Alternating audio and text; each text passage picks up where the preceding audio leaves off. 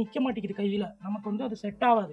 சைடுல வந்து ஒரு பிசினஸ் பண்ணாதான் ஷைன் பண்ண முடியும். இப்ப இருக்கக்கூடிய ஆக்டர்ஸ் எல்லாம் பாத்தீங்களா, அரவிந்த் சாமிலாம் 5 ஐடி கம்பெனி வச்சிருக்காரு. அந்த மாதிரி ஒவ்வொரு ஹீரோயின்லாம் வந்து காஸ்மெட்டிக் கம்பெனி ஆரம்பிச்சிட்டாங்க.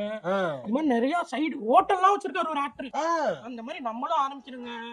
அப்பதான் நம்ம வாழ்க்கையும் வந்து வசந்த ஜோதி வசந்த முல்லையா இருக்கும். எங்க இருந்து நம்ம வாங்குது ஒரு வேலையை காப்பாத்துறதுக்கு போராட வேண்டியதா இருக்கு. உங்களுக்கு பிசினஸ் ஐடியா இருக்கா? இல்ல எனக்கு எதுவும் ஐடியா இல்ல. இல்ல எனக்கு நான் செம்ம ஐடியா இருக்கு. பொட்டிக்கு வைக்கலாங்க. பொட்டி கிடையாது. பொட்டி கிடையாது வச்சுட்டு ஏன் தாலி விட இருப்பாங்க, சரக்க போட்டு ரைட் வருவாங்கம்மா, கையை பிடிச்சி இழுப்பாங்க, சைடு ஸ்கூல்னு கேட்பாங்கம்மா, அங்கேயே வாந்தி இருப்பாங்க. ரொம்ப கலீஜ் பசங்க. சொல்றத கேளுங்க.